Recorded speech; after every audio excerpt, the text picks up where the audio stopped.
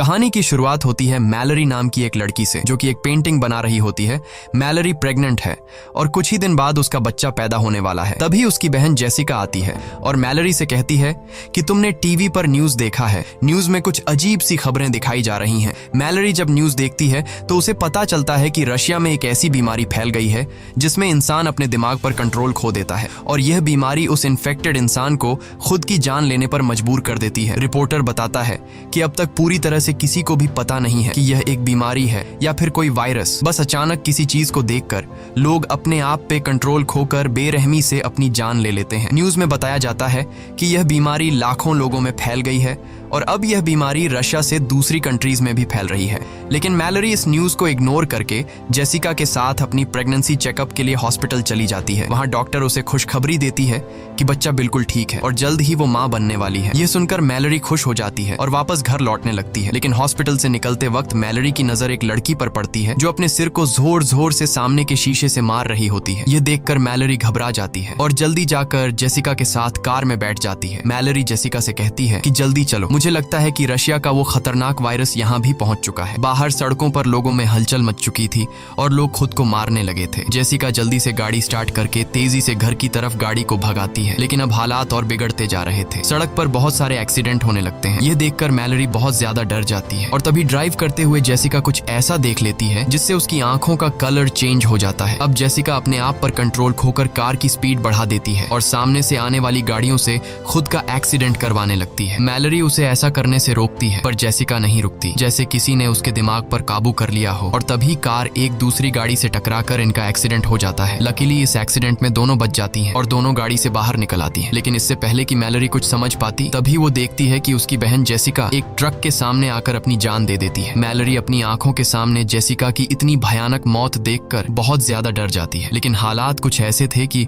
उसे अपनी बहन की डेड बॉडी के पास जाने का टाइम भी नहीं मिलता। वो देखती है कि चारों तरफ लोगों में भगदड़ मची हुई है और मैलरी भी उन्हीं लोगों में शामिल होकर आगे की तरफ दौड़ने लगती है। लेकिन पीछे से उसे कोई धक्का देकर नीचे गिरा देता है। तभी एक औरत उसकी मदद करने आती है, लेकिन इससे पहले कि वो मैलरी को उठा पाती, तभी उसे भी सामने कोई चीज दिखाई देती है और वो औरत भी जेसिका की तरह एक जलती हुई कार में बैठकर अपनी जान दे देती है। इसी बीच टॉम नाम का एक बंदा आता है। वो मैलरी को उठाकर पास के घर के अंदर ले आता है। इस घर में पहले से कुछ लोग मौजूद होते हैं और ये लोग भी अचानक से ये सब देखकर बहुत ज्यादा डरे हुए होते हैं। घर के अंदर मौजूद सभी लोग एक दूसरे से पूछते हैं कि आखिर क्या हो रहा है, पर किसी को कुछ पता नहीं होता। इसलिए ये लोग टीवी ऑन करते हैं। न्यूज में बताया जाता है कि बाहर कुछ ऐसी चीज मौजूद है जिसे देखते ही लोग पागल हो जाते हैं और खुद को मारने पर उतर आते हैं। रिपोर्टर बताता है कि यह वायरस पूरी दुनिया में फैल चुका है, इसलिए जो कोई भी इस वायरस से इन्फेक्टेड नहीं हुआ है उसे चाहिए कि वो अपने घर की सारी खिड़की दरवाजे बंद रखे और घर से बाहर निकलने की गलती बिल्कुल न करे। ये लोग जल्दी से घर की सभी खिड़कियां बंद कर देते हैं और साथ ही साथ खिड़कियों के शीशे भी पेपर से ढक देते हैं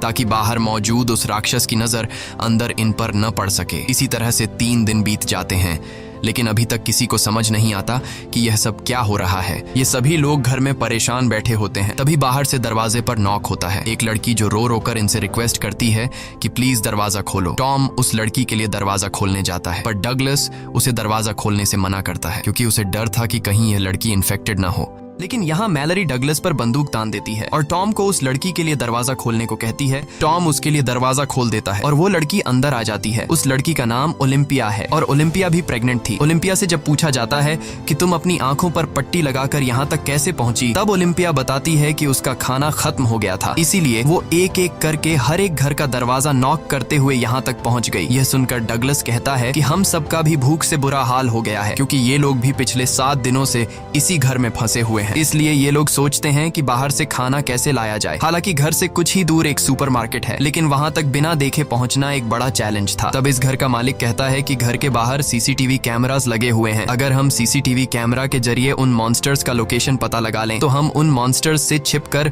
सुपरमार्केट तक पहुंच सकते हैं। और घर का मालिक कहता है कि मुझे नहीं लगता कि इस मॉन्स्टर को स्क्रीन पर भी देखने से इंसान इन्फेक्टेड हो सकता है, लेकिन बाकी सब इसे ऐसा करने से मना कर देते हैं। तब घर का मालिक कहता है कि अगर हमने यह कदम नहीं उठाया तो हम सब भूख से मर जाएंगे। ये सुनकर बाकी लोगों को भी उसकी बात सही लगती है। सब लोग इसे चेयर के साथ रस्सी से बांध लेते हैं ताकि अगर वो इन्फेक्टेड भी हो जाए तो यह खुद को न मार सके, क्योंकि उस मॉन्स्टर को जो भी देख लेता वह खुद को मारने पर उतर आता। इसके बाद बाकी लोग इसे यहीं पर छोड़कर दूसरे रूम में चले जाते हैं और यह बंदा स्क्रीन की तरफ देखने लगता है। कुछ देर बाद स्क्रीन पर हमें एक हवा का झोंका नजर आता है और हम देखते हैं कि उसके चेहरे के एक्सप्रेशंस बदलने लगते हैं। देखते ही देखते उसकी आंखों का कलर चेंज हो जाता है। कुछ देर बाद उस रूम से तेज चिल्लाने की आवाजें आने लगती हैं। यह सुनकर बाकी लोग भी उसके पास दौड़ कर आते हैं, लेकिन उनके पहुंचने से पहले ही घर का मालिक अपना सिर सामने के टेबल पर पटक कर खुद को मार देता है। यह सब देखकर वो लोग बहुत ज्यादा डर जाते हैं और उन्हें एक बात समझ आ जाती है कि इस मॉन्स्टर को चाहे स्क्रीन पर देख लो या फिर आंखों के सामने, ये आपको मारकर ही रहेगा। उसके बाद ये लोग मॉनिटर स्क्रीन को तोड़ देते हैं ताकि गलती से भी इन लोगों की नजर उस मॉन्स्टर पर न पड़ सके। इस तरह से एक दिन और गुजर जाता है और अब उनका भूख से बुरा हाल हो चुका था, इसलिए ये लोग सुपरमार्केट तक जाने का एक दूसरा प्लान बनाते हैं। टॉम कहता है कि हम जीपीएस का यूज करके कार के जरिए उस मार्केट तक पहुंचेंगे, जिसके बाद ये लोग कार के शीशे पेंट से ढक देते हैं ताकि ये लोग न ही बार का नजारा देख सकें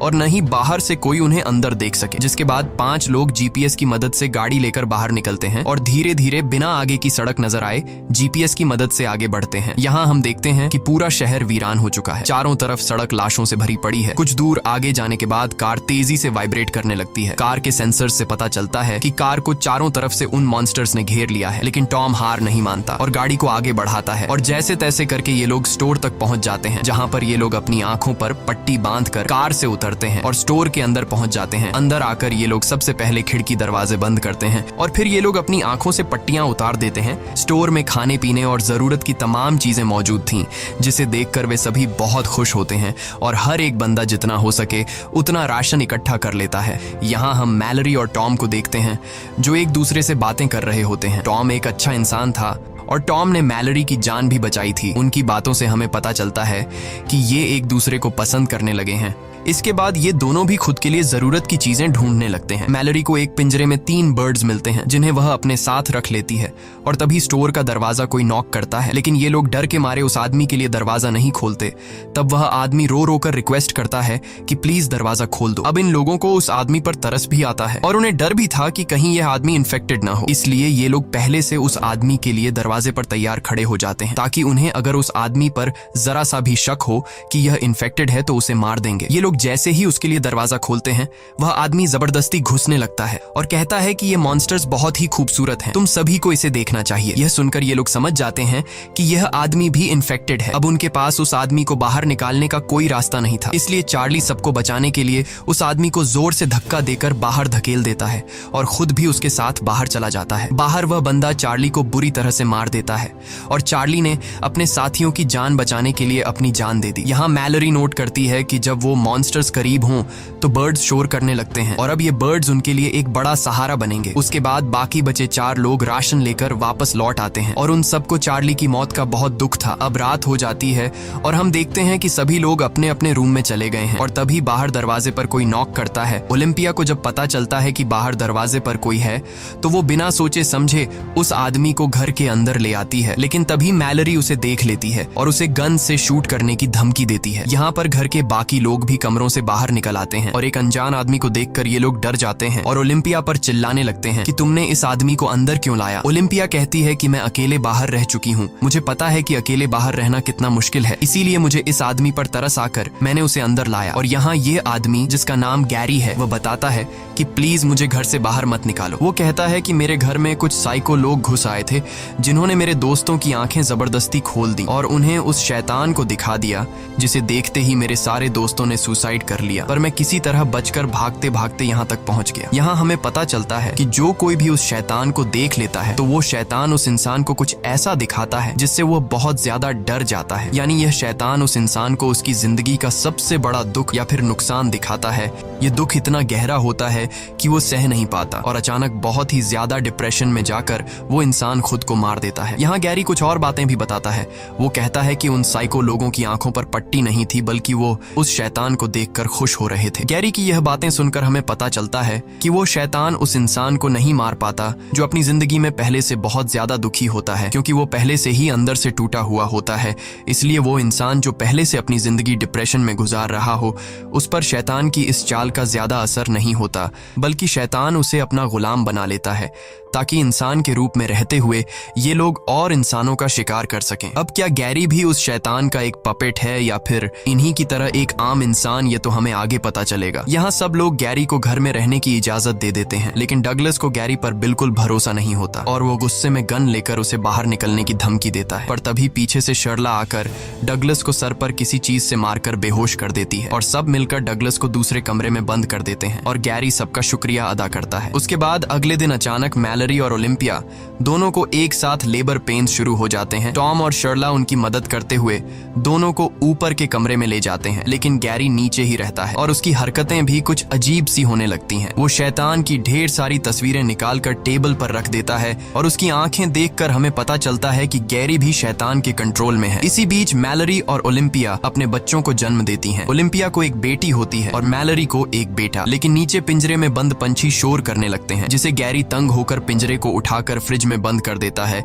और खिड़कियों पर लगे पेपर्स को उतार देता है। तभी डगलस उसकी हरकतें देखकर समझ जाता है कि वो भी शैतान का एक पपेट है, जो शैतान को देखकर मरते नहीं बल्कि शैतान के कहने पर दूसरों की जान लेते हैं। डगलस चिल्लाकर बोलता है कि मैंने कहा था कि इस बंदे को घर से निकाल दो। डगलस की आवाज सुनकर टॉम नीचे आता है, लेकिन तभी गैरी पीछे से आकर टॉम के सिर पर वार करके उसे बेहोश कर देता है। इसके बाद गैरी डगलस से भी छुटकारा पाने के लिए उसकी तरफ बढ़ता है, लेकिन तभी उसके कानों में बच्चों की आवाजें आती हैं। इसलिए वो डगलस को छोड़कर ऊपर ओलिम्पिया और मैलरी के कमरे में जाता है, जहां वो खिड़कियों पर लगे सभी पेपर्स को हटा देता है और जैसे ही ओलिम्पिया बाहर देखती है वो शैतान के वश में आ जाती है। अब मैलरी को समझ आ जाता है कि ओलिम्पिया अब किसी तरह से खुद को मार कर ही रहेगी, इसलिए वो ओलिम्पिया से उसकी बेटी छीन लेती है और तभी ओलिम्पिया खिड़की से कूदकर अपनी जान दे देती है। उसके बाद गैरी शर्ला को पकड़कर जबरदस्ती उसकी आंखें खोल देता है और वो भी इन्फेक्टेड होकर खुद को खत्म कर लेती है। अब गैरी मैलरी की तरफ बढ़ता है, पर उसने चादर से अपने साथ दोनों बच्चों को छिपा रखा होता है,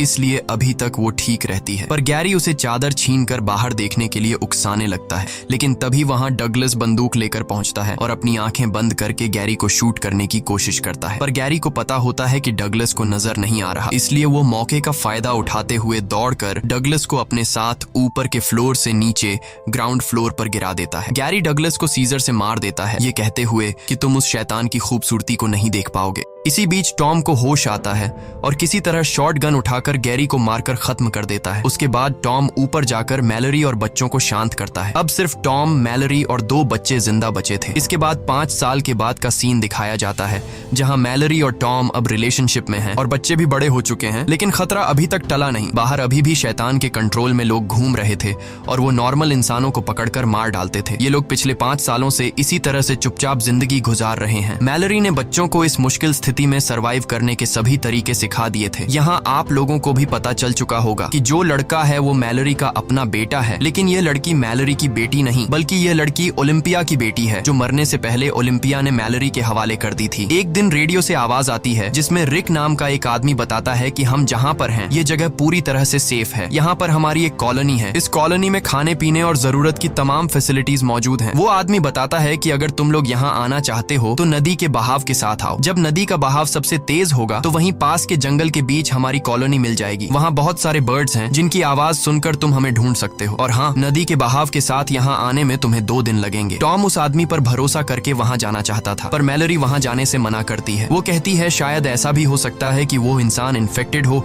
जो हमें यहाँ से निकाल कर मार देना चाहता हो। रात को टॉम मैलरी को समझाता है कि अगर हमें जिंदा रहना है तो वहाँ जाना ही पड़ेगा। आखिर कब तक हम लोग यहाँ इस तरह से ब्लाइंड जिंदगी गुजारेंगे। अगले दिन जब ये लोग सामान लेने बाहर जाते हैं तभी कुछ साइको लोग उन पर हमला करने पहुंच जाते हैं। टॉम मैलरी और बच्चों को समझाता है कि यही वक्त है यहाँ से निकलने का। मैं उन लोगों को बातों में उलझाता हूँ, तुम लोग चुपके से पीछे के रास्ते से यहाँ से निकल जाना और नदी से होते हुए रेडियो पर बताई गई जगह पर पहुंच जाना। लेकिन मैलरी टॉम को इस तरह से अकेले नहीं छोड़ना चाहती थी। तब टॉम कहता है कि हमें जिंदा रहने के लिए किसी एक को तो अपनी जान देनी पड़ेगी। इसके बाद टॉम मैलरी और बच्चों को पीछे के रास्ते से निकाल देता है और खुद अपनी आंखों पर पट्टी बांधकर शॉटगन लेकर उन साइको लोगों के सामने आता है। वे लोग टॉम को पट्टी हटाने के लिए कहते हैं, लेकिन टॉम उन्हें बातों में उलझाने की कोशिश करता है ताकि मैलरी बच्चों को लेकर यहाँ से निकल सके, पर तभी वे लोग मैलरी को जाते हुए देख लेते हैं। अब इससे पहले कि वे लोग मैलरी को पकड़ने के लिए उसके पीछे जाते, तभी टॉम गोलियां चलाकर 2 लोगों को मार देता है। इस दौरान वो खुद भी घायल हो जाता है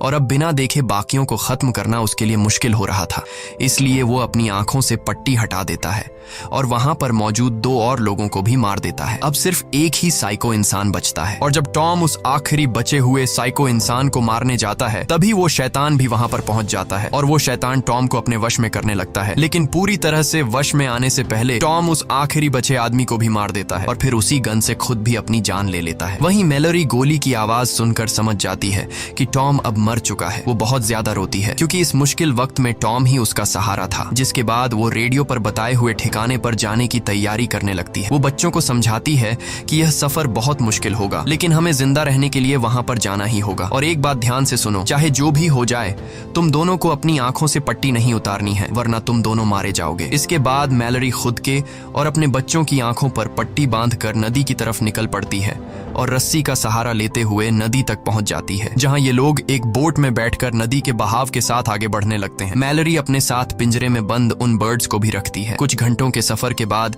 मैलरी रेडियो के जरिए उस कॉलोनी में रहने वाले लोगों से कांटेक्ट करती है जहां वो जा रही है। लेकिन तभी पिंजरे में बंद परिंदे शोर करने लगते हैं और उसी वक्त एक डरावनी आवाज मैलरी को बार बार पुकारने लगती है, पर वो सब कुछ इग्नोर करके आगे बढ़ना जारी रखती है। कुछ ही दूर जाने के बाद वो आवाज उसके और करीब होने लगती है। अब हम देखते हैं कि एक आदमी मैलरी के काफी करीब आकर उससे कहता है कि तुम अपनी आंखों से पट्टी निकाल दो, तुम यहाँ पर सेफ हो और मेरे पास खाना भी है। लेकिन मैलरी बच्चों को चादर से छिपाकर गन से चारों तरफ शूट करने लगती है, जिससे वो आदमी समझ जाता है कि मैलरी अपनी आंखों से पट्टी नहीं हटाएगी। इसलिए वो आदमी बोट के पास आकर मैलरी पर हमला कर देता है और जबरदस्ती मैलरी की आंखों से पट्टी हटाने की कोशिश करता है। और यह आदमी भी गैरी की तरह मैलरी से कहता है कि तुम्हें अपनी आंखों से पट्टी हटाकर उस शैतान को देखना चाहिए, वो बहुत ज्यादा खूबसूरत है। लेकिन मैलरी खुद को बचाने के लिए एक हथियार से उस पर हमला कर देती है और उसे मारकर वहां से बच निकलती है। इस तरह से सफर करते हुए मैलरी और बच्चों को